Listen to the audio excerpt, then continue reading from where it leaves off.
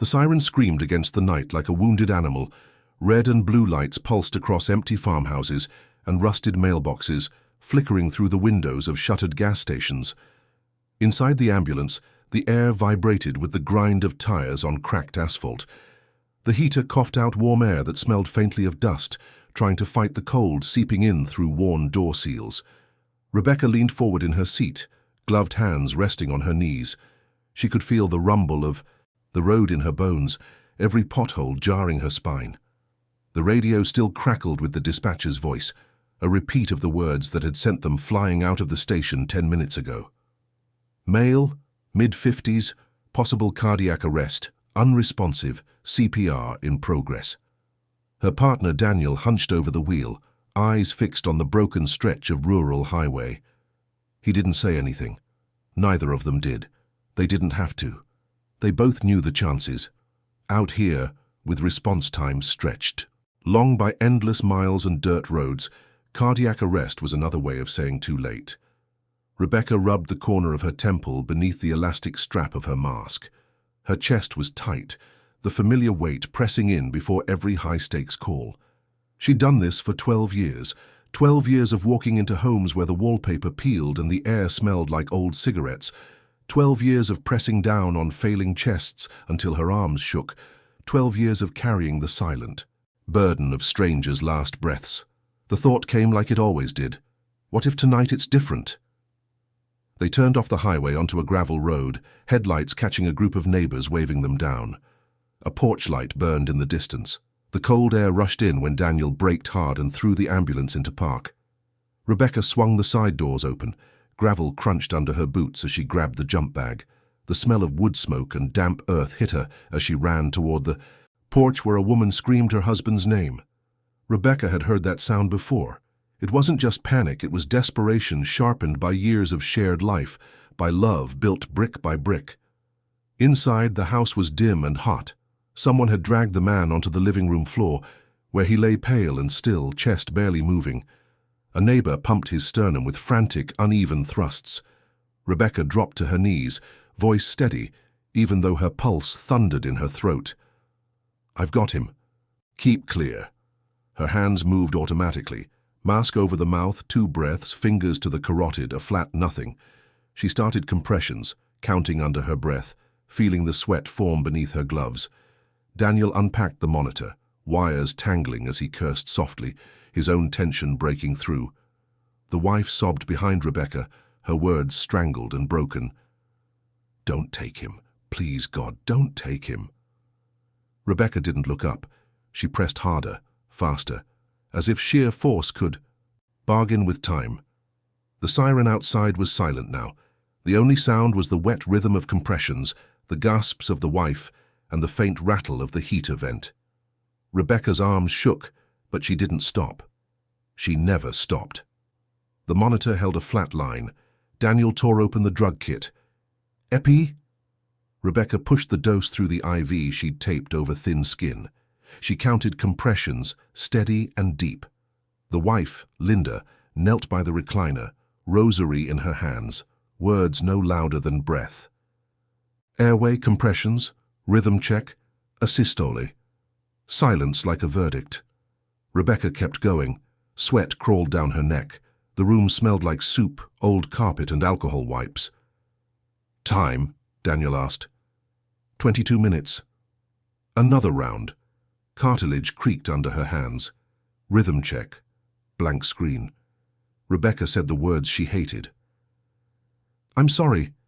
Linda made a sound that wasn't a word. She took her husband's hand, thumb rubbing circles into cool skin. Rebecca shut off the monitor, peeled the pads, wiped away gel. She wrote the time. She signed the line. The heater rattled. Outside neighbors stood in a semicircle, caps in their hands. No one spoke. Cold bit through her uniform. She loaded the bags. Daniel closed the side door with a hollow thud. They sat in the cab, not moving because there was nothing to rush. "Paperwork at St. Michael's?" he asked. "Yeah." The road back was darker. Siren off. Tire noise filled the cab. Daniel drove and chewed a mint. Rebecca rubbed the place on her sternum where compressions echo later. A feed and seed billboard slid by. She pictured her kitchen, the dead bulb, the stack of bills with her brother's name. She pictured Linda's thumb moving after the apology. Grief looked like insistence. That same insistence lived inside her. At St. Michael's, the ER doors sighed open. The lobby smelled like coffee and lemon cleaner. Carla at triage lifted her chin. "Rough one?" "Out on Dunn Road," Daniel said. Carla slid forms across. Rebecca wrote, "Times, meds, rhythm, outcome." Lines that cut a life into pieces. She filled the narrative. Found pulseless. CPR initiated. No Roski. Then added a line she didn't have to. Wife present. Held his hand. They cleaned the stretcher in the bay. Bleach stung her nose.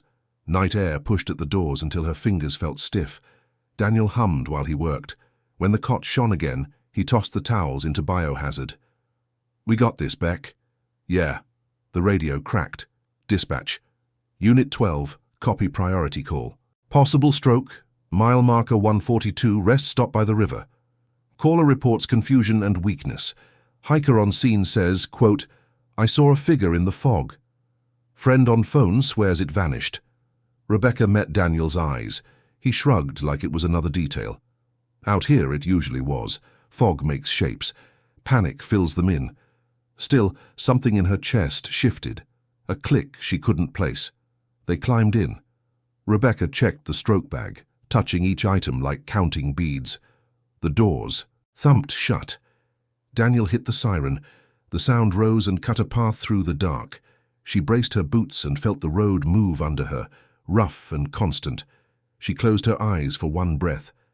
When she opened them, the highway spilled ahead, white lines and fog in the ditches. She pulled her gloves tight. Whatever waited at the river, she would carry it, same as always. The siren cut through the night again, bouncing off the bare trees and the concrete of the overpass. Rebecca watched the green highway signs flash by, numbers painted in reflective white, each one dragging them closer to the river rest stop. She glanced at the clock on the dash, 2:07 a.m. Calls at this hour always carried a certain edge, like the world itself was holding its breath. Daniel muttered, "Place is a dump. Haven't stopped there in years." Rebecca didn't answer. She was thinking about strokes, how every second meant brain cells dying, how she'd seen too many patients turned into strangers in their own skin because help came too late. The rest stop appeared out of the fog, lit by two buzzing lamps that barely held back the darkness. The asphalt lot was empty, except for an old Buick parked crooked near the bathrooms and two men waving frantically. Daniel pulled in fast, brakes squealing. Rebecca shoved the side doors open. The cold rushed her lungs, sharper now, filled with the heavy smell of river water and diesel fumes from the highway above. One of the men, maybe mid-30s, ran toward her. His jacket was unzipped, hair wet with mist. He just started slurring, couldn't move his arm. Then he pointed out there. He gestured toward the riverbank where the fog rolled thick, almost like smoke. Said he saw somebody standing. I looked. Nothing. Rebecca scanned the area. The fog clung to the picnic tables, swallowing shapes. Nothing moved. She turned back. "Show me him." The patient sat slumped against the Buick, face drooping on one side, words tangled in his throat. Rebecca dropped to her knees, flashlight beam steady. "Sir, I'm Rebecca. Squeeze my hands. Can you do that?" His right fingers twitched. The left stayed limp. Daniel was already unpacking the stretcher. "BP cuff." She worked fast. Blood pressure low, pupils uneven. One side gone soft. Stroke, no question. "We've got to move." They lifted him onto the cot. The man's friend hovered, voice breaking. "Please, don't let him die. He said someone was waiting out there, like he wasn't alone." "Like?" Rebecca cut him off gently. "He's with us now." They rolled him into the rig. Rebecca climbed in, slapped a line of tape across the IV, and called the hospital. Possible large vessel stroke, ETA 15. Daniel hit the siren again, and the ambulance leapt forward. Inside, Rebecca held the man's hand while she monitored his airway. His breath rattled, uneven. His eyes flicked toward the rear doors as if searching. She squeezed his hand tighter. "Stay with me. You're not going anywhere. Yet." For a moment his lips moved. She leaned close, catching fragments over the siren and monitor. Someone, still here. Fog. Rebecca's chest tightened. She'd heard dying words before, thousands of them, but something in his tone scraped raw. She focused on her job. Airway, oxygen, neurochecks. Don't think about fog. Don't think about figures. The cot rattled with the turns. The siren howled. Daniel's voice carried back, 10 minutes out. Rebecca kept her eyes on the monitor, but the words clung to her like smoke. They hit the ER bay hard. Fluorescence glared off wet concrete. The automatic doors sighed, and the hospital air swallowed them. Dry, cold, clean, in a way that smelled like alcohol swabs and plastic. Daniel backed the cot while Rebecca rode the head, fingers on the patient's jaw to keep his airway open, her elbow braced from the turns. The man's eyes wandered, the left one drifting slow, as if it didn't want to follow. 58. Sudden onset. Left side weakness. Slurred speech. Time last known normal 20 minutes before contact, Rebecca said as they rolled in. BP low, sugars okay. NIH looks high. The stroke nurse met them, already gloved. Name? Carl. From the rest, stop by the river. A resident appeared, sharp and young, eyes like pinpricks. CT now. They peeled him from the cot to the hospital bed, cords clicking in, their monitor giving way to the hospital's. Rebecca held the IV tubing high, eye on the drip. She watched Carl's chest rise and fall under the thin blanket, uneven, like the air got caught somewhere left of his heart. The doors swallowed him toward the scanner. The friend, windbreaker, beard flecked with mist, stood useless with his hands jammed in his pockets. He looked at Rebecca. He kept looking past me, down toward the river, said, "He's still there. He's not leaving." I told him I didn't see anyone. He said, "You won't." "But I do." The friend swallowed. Then he said he saw a figure in the fog. I swear, for a second, I thought I saw something. Then it was gone. Rebecca didn't answer. People see things at the edge. Pain smears shapes into meaning. She'd learned not to lean too hard into any of it. Still, the words hooked into her, same as the wife's thumb earlier, same as the road under her boots. She felt the bruise blooming in her chest from compressions long past. Daniel wheeled the empty cot back to the bay. "Turn around," he asked. "Write the narrative. I'll check on him." She followed the CT signs, the hallway long and bright, the floor squeaking under rubber soles. A chapel door passed on her left, small and plain. In another life she might have paused. In this one, she kept going. At the scanner, the tech moved like someone used to tight space and risk. Carl lay still, head strapped, the machine's mouth waiting to swallow him. The stroke doc tapped a tablet. "Large vessel occlusion," he murmured, to no one and to everyone. Rebecca stood just outside and watched the glass reflect her face, with the mask on. The glass also gave back a ghost of the room, doubled and thin. For a heartbeat, the reflection behind her looked like someone else, tall, just to the side. She blinked. It was only a nurse moving down the hall, his silhouette cut by the light. "Ma'am?" The friend had followed her, voice hushed like church. "If he needs me, They'll do what they can," Rebecca said. "He's in the best place for this." He nodded and rubbed his palms together, like he was trying to warm them, with friction. We were hiking before the rain moved in. There was this fog on the river, low and weird, like a sheet. He said there was a person standing in it, not moving. I told him it was a stump. He got angry, said, "Don't you see him? He's right there." Then he went quiet. That's when the words started to twist. Rebecca kept her voice even. "Did he fall? Any trauma?" "No, just the fog. I saw nothing." He swallowed again. "But I swear it felt like something watched us." The scanner hummed. The doc spoke to the tech, low and fast. Rebecca watched them wheel Carl out. The doc looked at the friend, then at her. "Transfer to interventional at Mercy. He might be a candidate. We need to go. Everything fastened inside Rebecca. This is the part she knew best. How to move people between hope and the next chance at hope. She called dispatch for a transfer truck. Daniel appeared with fresh sheets and steady hands. They slid Carl back onto her cot. The ER doors opened again, and cold air cut through the sterile heat. On the way back to the rig, the friend whispered, "He said a figure in the fog, then he said he wasn't alone. He said someone was waiting with him." His eyes shone. Not dramatic, just tired. "I know how that sounds." "It sounds like he was scared," Rebecca said. "People reach for what they know when they're scared." She climbed in, checked the line, checked the airway, checked the straps. Carl's breath rasped like it had to claw past something in his throat. She felt the vibration return through the cot as Daniel started the engine. The map on the dash lit up Mercy in soft blue. The radio cleared them for priority transport. They pulled out, siren up, night folding open in front of them. Rebecca held the rail and watched Carl's face, the slack side dragging his mouth. She leaned close. "We're taking you where they can help. You're not alone." His eyelids trembled like a dreamer's. For an instant, his right hand twitched against the sheet, a tiny squeeze and release. The monitor kept time like a clock in a quiet house.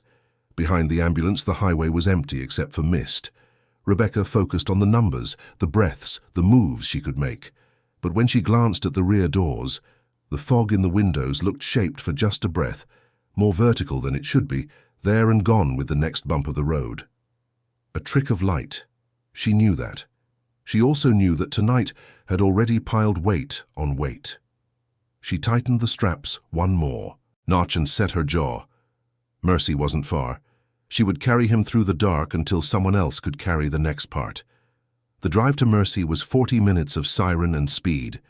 Rebecca rode the cot the whole way, knees braced, fingers checking the IV every few minutes like it might vanish if she didn't. Carl's breath stayed shallow, rattling, one side of his chest lagging. The monitor beeped steady but fragile, like a clock with a loose spring. Daniel's voice cut through the noise once. 15 out. She nodded, though he couldn't see. Carl's friend rode up front, silent, staring out the windshield. Rebecca could see his reflection in the small rear window. His head was bowed, lips moving. Prayer, maybe. She envied him for having words. The doors banged open at Mercy's Bay, lights harsh against the night. Transfer team already waited. 2 nurses, 1 doctor, a transport orderly with tired eyes. They slid Carl out, moved fast, voices sharp. Rebecca gave her report crisp. Nothing. Extra. Onset at 2 a.m., left hemiparesis, aphasia, slurred speech, NIH high, CT pending, transfer for intervention. The doctor nodded. "Let's move." Rebecca stood by the doors after they wheeled Carl away. The night air smelled of exhaust and wet concrete. Daniel tapped her shoulder. "Truck's a mess, let's turn it around." Back inside, bleach and gloves again. Rebecca stripped the stretcher, tossed linens, wiped metal until it shone. Her shoulders burned. The inside of her mask smelled of her own breath. Daniel said nothing, just worked beside her, humming the same flat tune he always did after tough runs. When they finished, they sat in the cab, engine off, windows fogged. Rebecca leaned back against the headrest. 12 hours left, she muttered. Daniel cracked his knuckles. "Think he'll make it?" "Depends if they get the clot fast enough." She closed her eyes, seeing the fog again, the way Carl's lips had formed words. "Someone's still here." The radio cracked. Another call. Lower priority this time. Abdominal pain in a trailer park on the south edge of town. They pulled out, no siren, just headlights carving up the wet streets. The trailer park lay quiet under buzzing sodium lamps. A thin dog barked once, then slunk away. Inside they found a woman in her 60s clutching her stomach, tears at the corners of her eyes. Rebecca knelt, checked her vitals, asked questions, gave what comfort she could. The small space smelled of fried food, cigarettes, and damp carpet. Wallpaper peeled. A TV buzzed low in the corner with an old sitcom laugh track. Rebecca wrote her notes, spoke gently, offered the ride in. The woman nodded, relief plain in her shoulders. They carried her out, careful on the rickety steps. Daniel slid the cot in, soft this time, no rush. On the way to St. Michael's, the woman whispered, "You folks don't sleep, do you?" Rebecca gave a tired half-smile behind her mask. Not much. After the drop, they parked in a dark corner of the hospital lot. Daniel dozed against the window. Rebecca sat awake, staring at the condensation crawling across the windshield. Her hand still felt the weight of Carl's chest, the twitch of his fingers. She thought of Linda's thumb circling her husband's skin. She thought of fog holding shapes. A part of her wanted to call it tricks of exhaustion. Another part, quieter but heavier, said it wasn't nothing. Rebecca rubbed her sternum, the place bruised by years of compressions, and whispered into the empty cab, "What am I supposed to do with all this?" The question went unanswered, carried away by the hum of the heater and the empty lot. The shift bled on. Rebecca felt every minute stretch her thinner, like cloth fraying. Calls stacked. An old man dizzy and weak at a diner, a teenager with a deep cut from a broken bottle, a welfare check on a man who hadn't answered his phone in 3 days. Each run carried its own smells, sounds, weights, burnt bacon grease, the sting of blood, the silence of a dead apartment with the television still playing. Back in the rig between calls, Daniel chewed through half a pack of mints. His jaw never stopped moving. "You eat yet?" he asked, words muffled. Rebecca shook her head. Her stomach was sour. Eating felt impossible. By dawn, a pale orange glow smudged the horizon, thin against the heavy clouds. They pulled into the gas station near the county line for fuel. Rebecca stepped out, the cold air slapping her awake. She stretched her arms until her shoulders, popped, then leaned against the rig. The smell of diesel hung heavy. Inside the convenience store, she grabbed coffee from a pot that had clearly been sitting too long. Bitter, metallic. Still, it burned her throat in a way that felt like survival. A clerk in a faded hoodie nodded at her. "Rough night?" she just answered. "Always." Back in the cab, Daniel scrolled his phone while the pump clicked. "Carl's transfer hit Mercy's board," he said. "Clot bust worked, still critical, but alive." Rebecca froze mid-sip. A small relief flared, gone as fast as it came. "Good," she said quietly. Daniel glanced at her. "You okay?" She didn't answer. She thought of Carl's voice, rasping about the figure in the fog, thought of Linda's pleading thumb, thought of all the times patients had said things on the edge of consciousness, words that clung even when the body failed. She usually let them slide off, like rain on her jacket. But not this time. Dispatch broke in before she could dwell. "Unit 12 respond to a motor vehicle collision.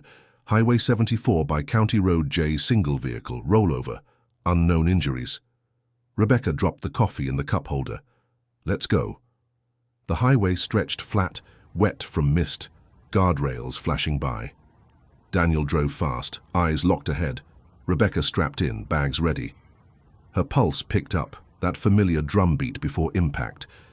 They found the wreck half in a ditch, headlights burning into the fog. A pickup on its side, glass scattered like ice. Smoke curled from under the hood. Rebecca jumped out, boots sinking in mud.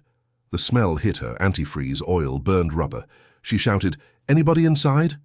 A groan answered. Male, trapped. She climbed the bank, gripped the frame, peered in. A man, maybe 40, blood matting his hair, pinned by the steering wheel. His breathing rattled, shallow. "Sir, I'm Rebecca. We're here to get you out." His eyes fluttered open, unfocused. His lips moved. She leaned closer, expecting pain, confusion, maybe nonsense. Instead, she caught the words, "Someone stayed with me until you came." Her stomach dropped. "Who?" she asked, reflex more than thought. His chest shuddered. "Didn't see, just knew, wasn't alone." Rebecca swallowed, throat dry. The fog curled around the ditch, thick, low, pressing in. Daniel slid down with the extrication kit. "We need fire to cut him out." He radioed it in. Rebecca stayed at the window, her gloved hand gripping the man's shoulder. He was fading, but calm. Too calm. Like he trusted something she couldn't see. She listened to his ragged breaths, The groan of the engine cooling, the distant wail of approaching sirens. Every sound stacked until it felt like the world was holding itself still, waiting. And for the first time in a long while, Rebecca felt something shift. Not fear, not even hope, but the uneasy sense that the line between her and her patients wasn't as sharp as she thought. The fire engine rolled up hard, lights bouncing off fog and ditch water. Rebecca stood back while the crew set the spreaders. Metal screamed, steam burned her throat. She kept her hand on the trapped man's shoulder, keeping him talking. "What's your name?" "Mike," he rasped. "Mike, stay with me. You're pinned. We're getting you out." His eyes drifted. "Did you see him?" "Who?" "The one who waited." His breath hitched. "I wasn't scared." Rebecca felt the odd calm in his words. "We're here now." The dash shifted. Fire slid the steering column off his legs. "Daniel, pass the collar." Rebecca braced his head and set it in one move. They pulled Mike through the back window, glass crunching under knees. The cot sank as they loaded him. Inside the rig, Rebecca checked breath sounds, started another line, pushed pain meds when his face twisted. "You with me?" "Yeah." His lids drooped. "Tell my sister I'm okay." "Name and number." She typed it into the chart. They went code 2 to St. Michael's. No lights, speed steady. The fog thinned. Mike drifted, but held on. At the bay doors, Rebecca handed report and stepped back as a nurse took the cot. Back in the bay, Daniel tightened the straps. "That was clean," he said. Dispatch cracked in. "Unit 12, pediatric seizure, Maple Court Apartments. Child awake, but shaking." "Go," Rebecca said. Maple Court sat under lamps. They climbed a narrow stairwell. A boy around 9 sat on a couch, blanket over his shoulders, teeth chattering, eyes wide. His mother stood by the door, wringing her hands. "I'm Rebecca," she said, kneeling. "What's your name?" "Evan." "You had a seizure?" She checked airway, temp, glucose, the tremor. Postictal, scared, stable. "You're okay. You're here. How do you feel?" "Cold," he whispered. His eyes slid to the window. "Someone followed the ambulance here." Rebecca paused. "What do you mean?" "I heard the siren. I looked out. Someone was at the end of the lot, by the dumpster. He came when you came. He's still there." Daniel parted the blinds. "Saw a guy on a bike pace us along. Maple kept even on the shoulder. Same jacket as that one down there." He nodded toward a denim coat by the dumpster, hood up, in the rain. The mother's fear hardened. "If he messes with my boy, we've got Evan," Rebecca said. She wrapped the cuff around Evan's arm, counting beats. The numbers settled. "We'll ride in so a doctor can check you." Evan's hand crept from the blanket and found Rebecca's wrist. "He's not bad," he said, voice shaking. "He just waits." "Okay," she said softly. "Then let him wait." They carried Evan down. The elevator rattled. The denim figure didn't move. Daniel keyed the doors open, and the warm air of the rig pushed the cold away. Rebecca settled Evan on the cot and buckled him in. His breathing evened to a tired rhythm. Daniel climbed into the cab. "PD for a welfare check?" "Yeah," Rebecca said. She glanced toward the back window. The figure had stepped closer to the lot light, still and upright. A bike leaned against the post. It was nothing, and also not nothing. They pulled away. Evan dozed. The monitor hummed. Tires sang against the road. Rebecca watched the numbers. She knew this could be coincidence. Fog, fear, a stranger on a bike. She also knew the words were stacking. He waited. He followed. "You're not alone." She rubbed the bruise in her chest and let the siren stay quiet. The night didn't need more noise. The ER swallowed them again, brighter than morning, smells sharper in the fatigue. Rebecca wheeled Evan to pediatrics, handed off, and stood back while the nurse wrapped him in warm blankets. The boy's eyes fluttered open once, catching hers.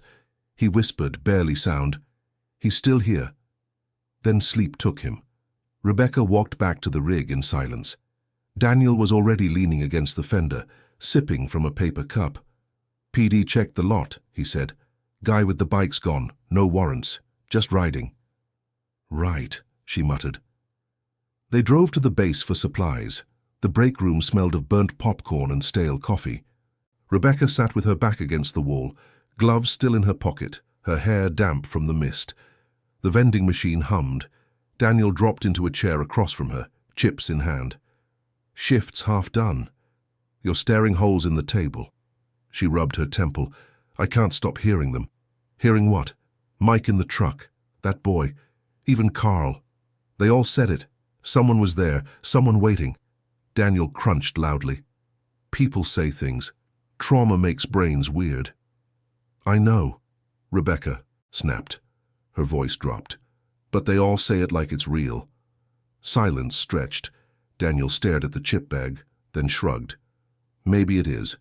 Doesn't change our job. Rebecca looked away. The break room clock ticked too loud. Her chest ached like someone pressing from the inside. Dispatch cracked in. Unit 12, respond to unresponsive person, vacant lot behind Ridgeway Liquors, caller reports subject down, not breathing.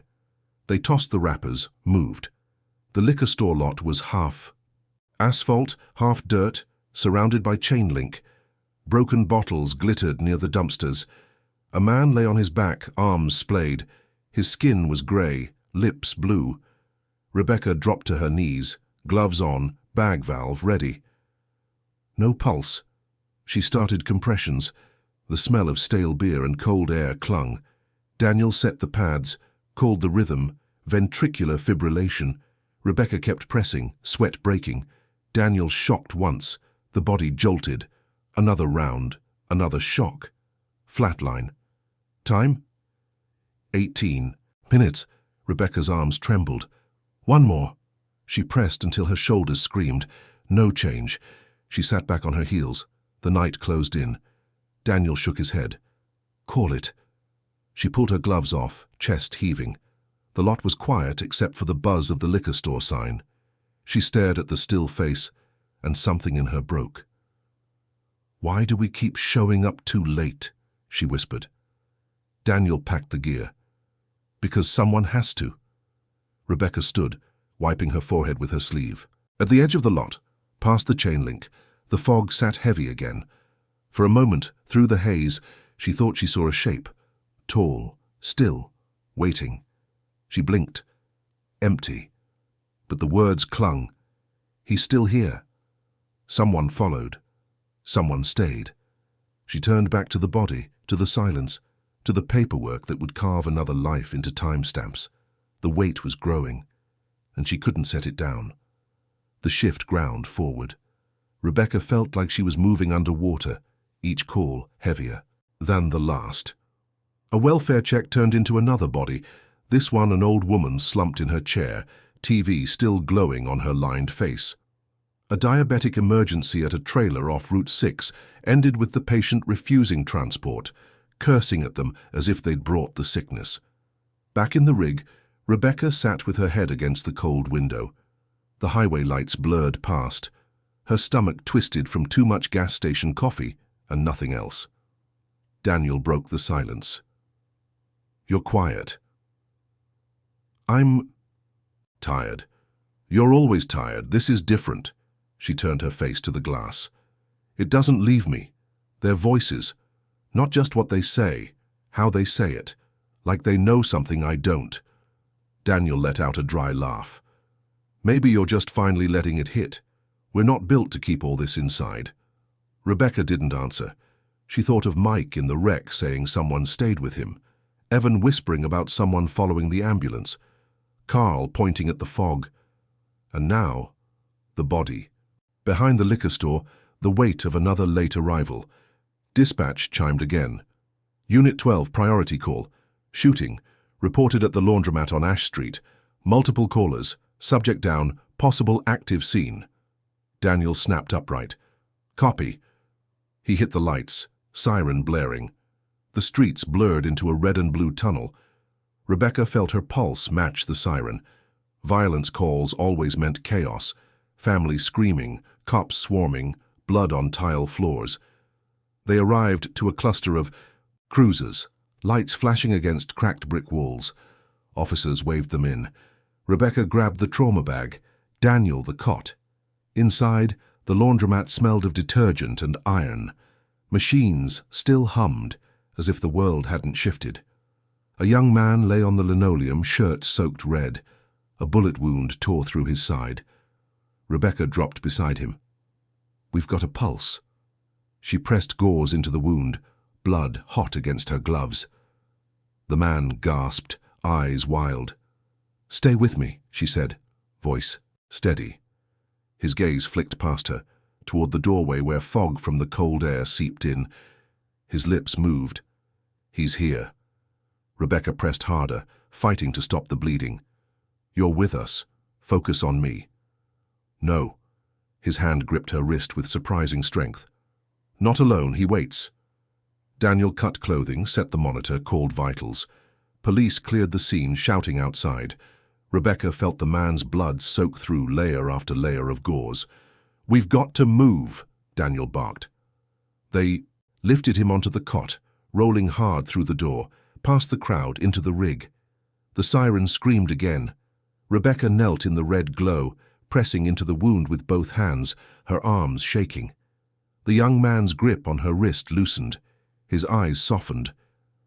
"Don't be afraid," he whispered. Rebecca's throat clenched. "Don't you dare leave me. Stay awake." But his lids closed. The monitor flattened. She started compressions, her body running on habit, even as her chest burned with the echo of his words. "Don't be afraid." Her arms ached. Sweat stung her eyes. Daniel shouted updates into the radio. The cot rattled with every bump. Rebecca pressed and pressed, but all she could hear was the same message spoken through different mouths. "He waits. You're not alone." For the first time in years, tears burned her eyes while she worked. The ER doors ate the siren and spit back fluorescent calm. Rebecca rode the cot with the gunshot kid until hands took him, until her palms came away sticky and useless. A nurse pressed gauze without looking at her. Someone shouted for blood. Someone else said "or." The doors closed, and she was left with an echoing emptiness that felt louder than the siren ever did. She walked until she found the supply closet, the one with the broken motion sensor so it stayed dark. She shut the door and leaned her head against the metal shelf. The smell of cardboard, saline, and bleach rose up. Her hands shook, as if they remembered compressions her brain hadn't started yet.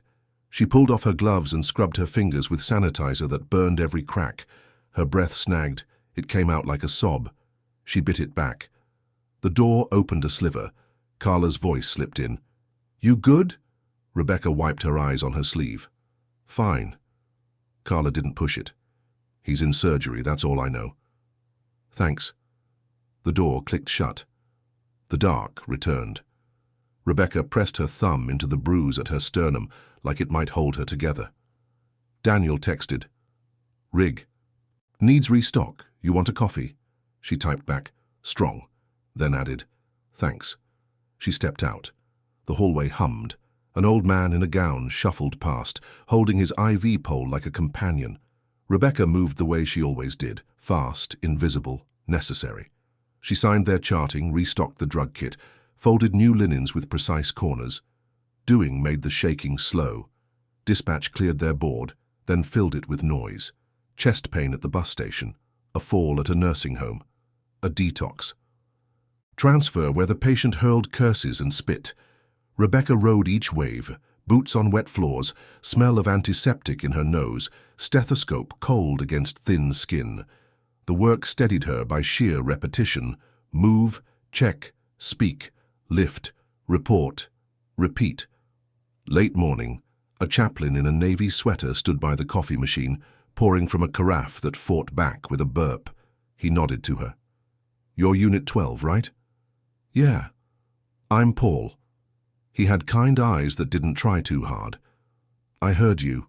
We're on Ash Street." News travels. "In here it does," he said. "You want to sit?" "I don't sit well." "Doesn't have to be long." She almost said no. Instead, she let herself take the plastic chair by the window that looked out over the loading bay. Forklifts beeped. A gull pecked at something on the concrete. Paul didn't open a Bible. He didn't ask about her soul. He just said, "I make a lot of coffee for people who are holding more than they can carry."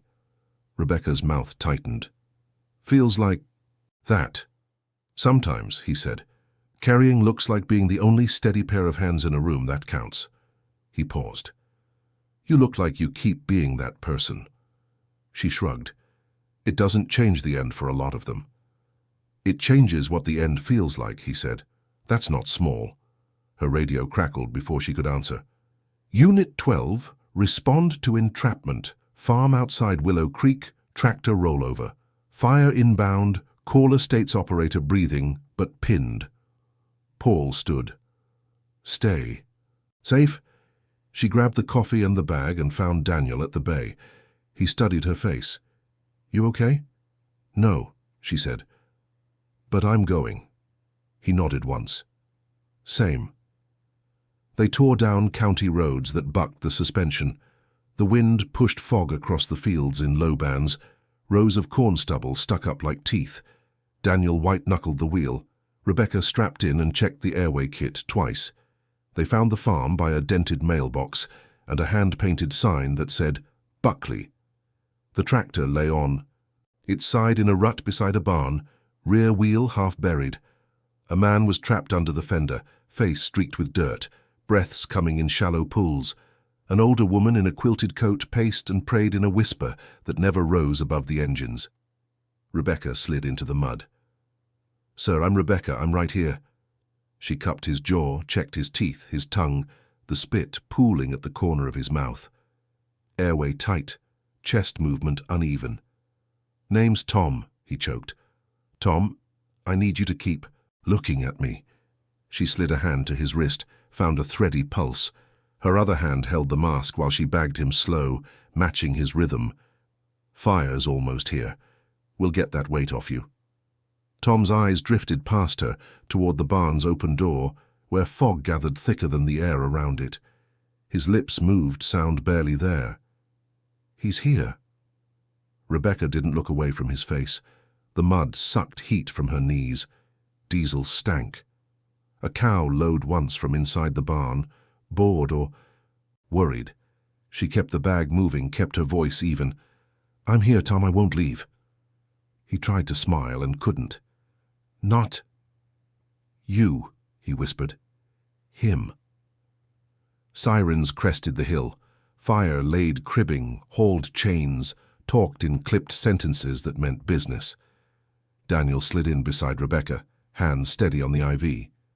"You got him?" "I've got him." "Good." They worked like a living machine. Steel shifted. The tractor creaked like an old animal. Rebecca's fingers cramped around the mask. She forced them opened and closed. Tom's eyes stayed on hers. The fog drew closer in the doorway, then thinned when the wind changed. Nothing stood there. She kept bagging. When the jack took the last of the weight, fire pulled Tom free. He cried out once, a small sound, then bit it back. They loaded him onto the board, strapped him down, and ran. The old woman's prayer never broke. It ran under everything like a low drum. Inside the rig, Rebecca set the mask aside and took Tom's hand. He squeezed weakly. "You stayed," he said. "I told you I would." He blinked slow, calm, settling over his face like a blanket. He did too. Rebecca didn't argue. The road began to hum beneath them, tires finding their song. She held Tom's hand and felt the weight inside her shift by the smallest measure. Not lighter exactly, but less like it would crush her. The siren rose. They moved through the grey morning with the doors sealed, the heater roaring, the rhythm of breath and beeps pulling them forward. By the time they left Tom at Mercy's trauma bay, the sun had clawed its way above the horizon. It didn't look like morning so much as another shade of grey. Rebecca rubbed her temples in the cab, eyes burning. Daniel chewed another mint, staring out the windshield at nothing.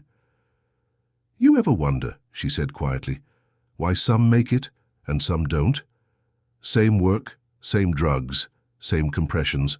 One lives, one doesn't." Daniel didn't look at her. "Luck? Timing? God, take your pick. The word landed heavy. God. Rebecca said nothing. She'd stopped believing in tidy answers years ago, sometime between the first child she lost on scene and the first overdose who stared at her with blank eyes. Dispatch cut in. Unit 12, priority. Overdose. Multiple reports. Abandoned house, corner of Fletcher and Vine. Caller states subject unresponsive. Rebecca grabbed the bag. Go. The house was sagging. Boards nailed across some windows, others shattered. Graffiti stained the walls. Inside, the air smelled of mold, smoke, and the sour sweetness of cooked drugs. A man lay sprawled on the floor, pale lips, needle near his arm. A young woman crouched nearby, shaking his shoulder, voice breaking. Please, please don't let him go. Rebecca dropped to her knees. No pulse, Daniel Narcan. She started compressions, counting, her arms aching from the tractor call but moving anyway. Daniel sprayed the Narcan, bagging with short, sharp breaths. The man's chest rose, fell, stayed still. Rebecca pressed harder, sweat dripping off her mask.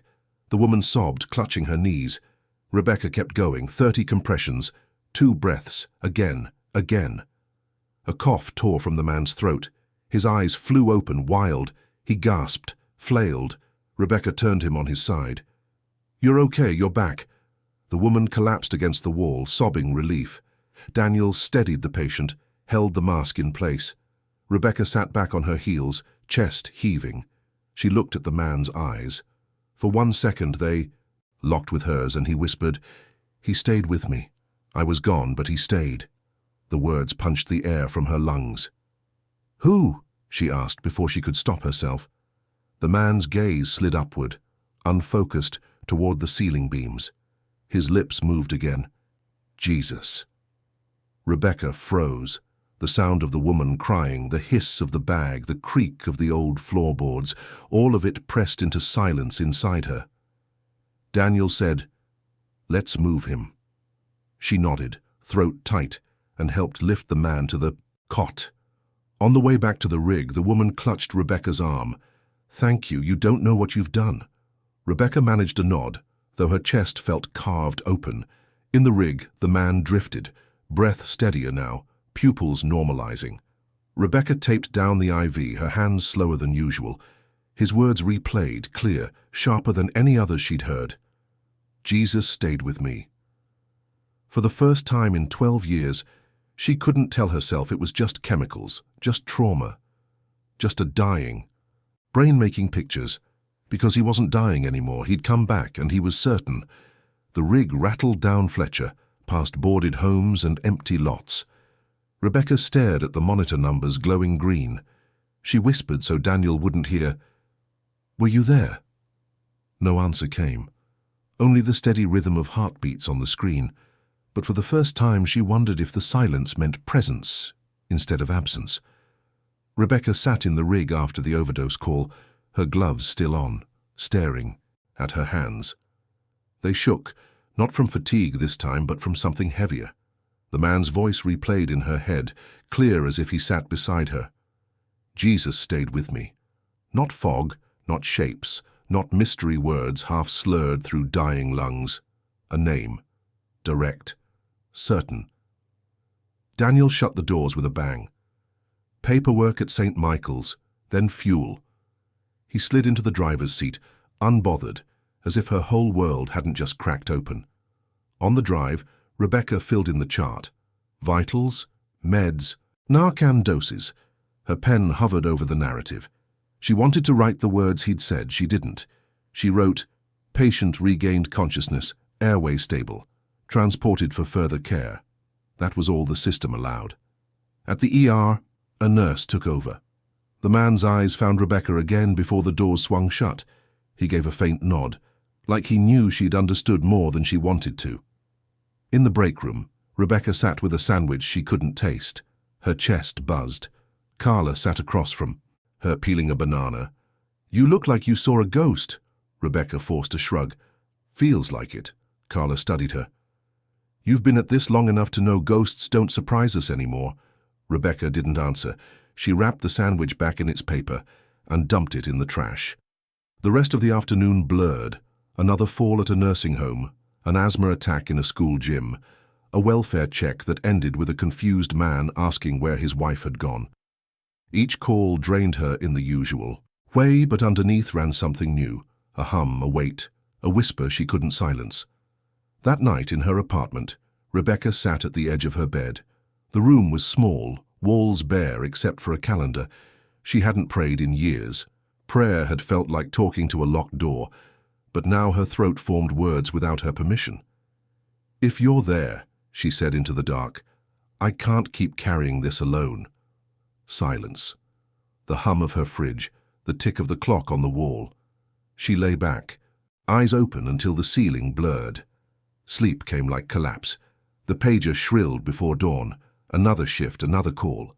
This time, it was a two-car collision on Route 9, rain slick on the pavement. Rebecca and Daniel worked the scene side by side, pulling an elderly couple from a crushed sedan. The woman clutched a cross on a chain, her lips moving soundlessly as Rebecca checked her pulse. Weak, but there.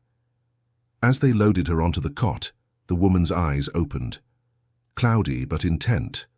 They locked on Rebecca's face. She whispered, "Don't be afraid, he's here." Rebecca's hands froze for a fraction of a second. She forced them steady again, fastening straps, checking vitals, doing her job. But inside something shifted. The words weren't random anymore. They were chasing her, or maybe guiding her. She pressed her hand to her sternum as the rig pulled away, the bruise under her skin aching like a reminder. She didn't know what to believe yet, but she knew she couldn't ignore it anymore. The day slowed only long enough to lie. Then the radio. "Unit 12, cardiac arrest, motel off Route 3, room 19. Daniel hit the lights. The siren climbed. The bench vibrated under Rebecca. A U-shaped motel with peeling doors, rain on the rails. In room 19, the air was wet with air freshener and old smoke. A housekeeper did CPR while a TV hissed. Rebecca took over. "How long?" 10 minutes, the woman said, counting in Spanish. "He said he couldn't breathe. Then he fell." Daniel set pads. "A systole." Rebecca locked her elbows and drove down. The mattress creaked against plywood someone had slid under him. Swabs, damp carpet, cigarettes. She counted under her breath. Minutes bled. Drugs. Rhythm checks. Nothing. Her arms shook. She told them to keep moving. A draft slid under the door. The air cooled. She pressed again, and it felt like a second set of hands settled over hers. Not heavy, not taking over, steadying. "Don't stop," a voice said. It didn't come through. Her ears. It arrived inside with weight and calm, the way a firm hand stops a slide. "I won't," she said without meaning to. Daniel glanced at her. "What?" "Nothing." She kept compressing, riding a cadence she had never felt. "Time?" 25. They both knew. She finished the cycle and sat back. The room went quiet. The TV hissed. "I'm sorry," she said. The woman nodded and touched the dead man's shoulder. Rebecca stepped outside because there wasn't enough air. Rain lined the rails. Puddles caught the red of the light bar. The lot smelled like wet pavement. A man stood by the stair post, hood down, work boots, hands in pockets, not close, not staring, present like a well-set post, fixed, carrying weight. He looked at her, and panic drained from her chest. "You stayed," she said, the certainty simple and frightening. "I was always here," he answered. No glow, no stage light. Just a tired face, rain on his lashes, a voice that cut through noise and landed where she ached. It didn't argue. It didn't explain. "Beck," Daniel called. "Paperwork, phone calls." She turned toward the door. When she looked back, the post held only rain. She didn't chase it. The steadiness remained like a hand on her shoulder. Inside, she washed at the tiny sink until the water ran cold. Rebecca wrote the time on a line no one would read twice. Back in the cab, she pressed her palm to the bruise behind her sternum. The words sat there as plain as breath. "Don't be afraid. I am with you." It didn't fix the body on the floor. It didn't rewrite a chart. But it met her where she lived, between siren and silence. Daniel started the engine. For the first mile, she let the radio stay off. The quiet felt like company. The next calls blurred. A nursing home transfer, a teen with a broken arm from football practice, a man collapsed at a bus stop who thankfully woke with oxygen. Each patient had their own weight, their own smell, their own noise. But beneath every call, Rebecca felt it, the echo of that voice in the motel, the steadiness in her chest where panic usually lived. By dusk, the shift was nearly done. Daniel drove them back toward base, chewing the last mint in his pack. The sky was low, clouds stretched thin and bruised. Rebecca leaned her head against the window, eyes following the white lines. For once, the exhaustion didn't feel like drowning. It felt like something had pushed a hand under her ribs and was holding her up, just enough to keep her breathing. "You've been different today," Daniel said, not looking at her. Rebecca smirked faintly. "Different bad or different good?" "Not sure yet, just different." She didn't answer. She thought of Linda's thumb circling her husband's hand, of Carl in the fog, of Evan at the window, of Mike in the wreck, of Tom pinned under steel, all of them speaking pieces of the same thing, the same presence. And then the motel, not imagined, not coincidence, seen, heard. The pager buzzed once more. Unit 12, welfare check. Highway shoulder near mile marker 98. Caller states male sitting by the guardrail hasn't moved in hours. Daniel groaned. "Last one. Let's clear it fast." They found the man where the highway bent over the river. Rain misted the pavement. His clothes were soaked, his face pale, but he was breathing. Rebecca crouched beside him. "Sir, you okay?" He looked at her with tired eyes. "I was going to end it here. Thought nobody cared. Then the siren came. Figured maybe God sent you." Rebecca swallowed. "We're here now, let's get you warm." They loaded him gently, wrapped him in blankets. On the ride in, he whispered, "I thought I was alone. I'm not." His eyes closed, steady breath rising under the covers. Rebecca sat back, staring at him. She didn't have to ask who he meant.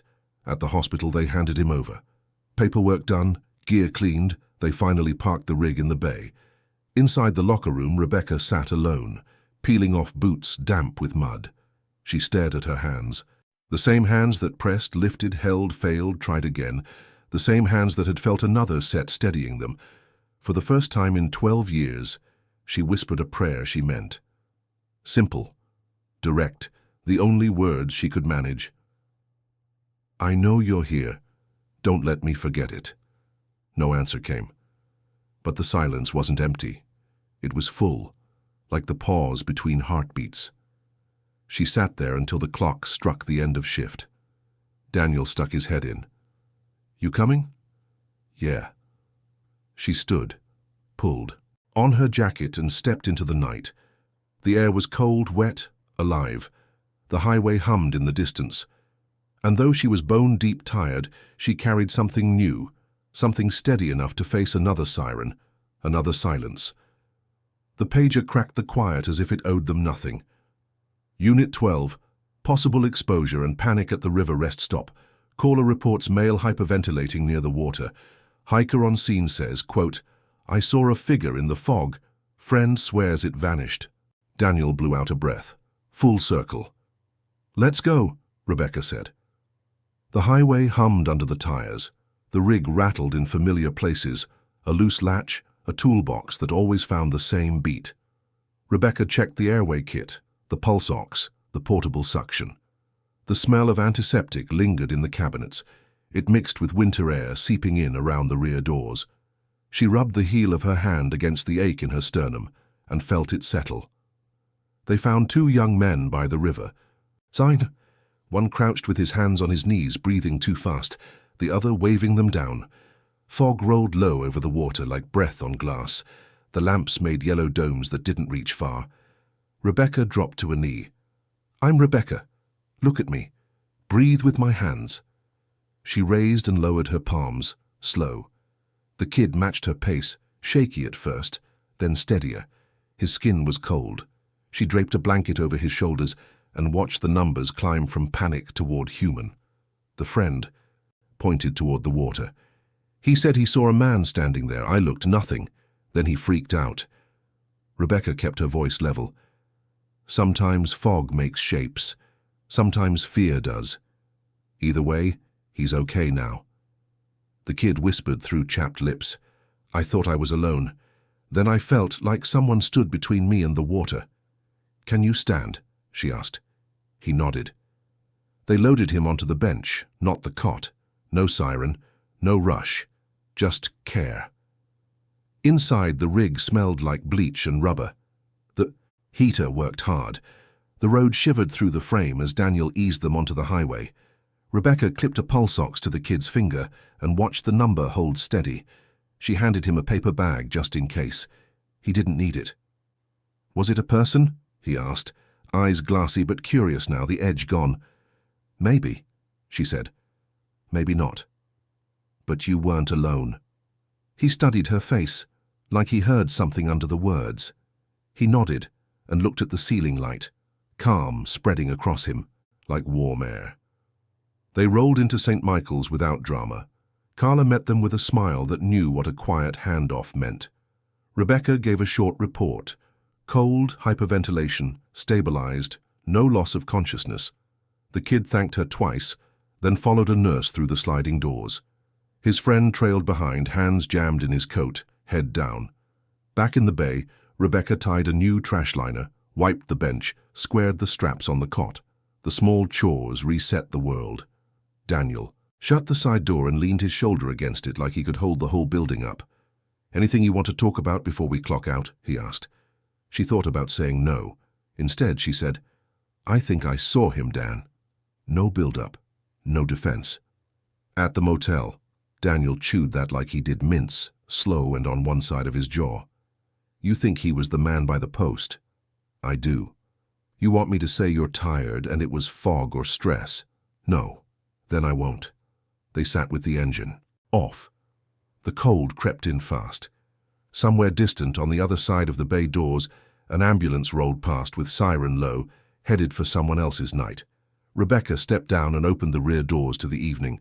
The air slapped fresh, river cold, straight into her lungs. The sky had cleared above the highway. A scrap of pale blue hung stubborn over the town.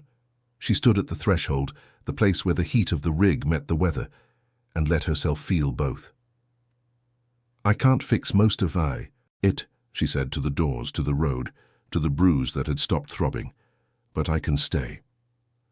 The edge of an answer brushed the space between one breath and the next. Not a sentence, not a glow. Only the steady sense of a person beside her, the same size as a man, as ordinary as a work jacket in the rain, as present as strong hands over hers. I stayed first, the sense said. Not words, not heard. Understood. She closed the doors with a firm, even pull. The latch clicked home. In the cab, Daniel started the engine, and the radio chirped alive with the lives of strangers.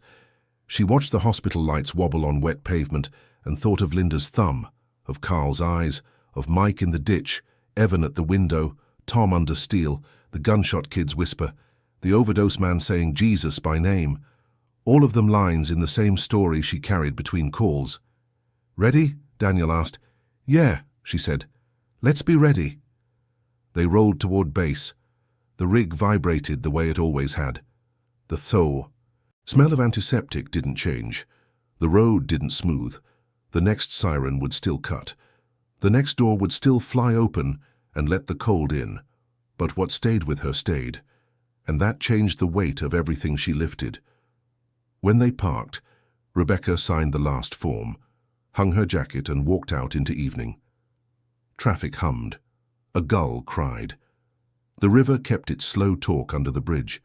She stood for a moment on the steps with the night pressing close and steady around her, not as a threat, but as a place she could walk into.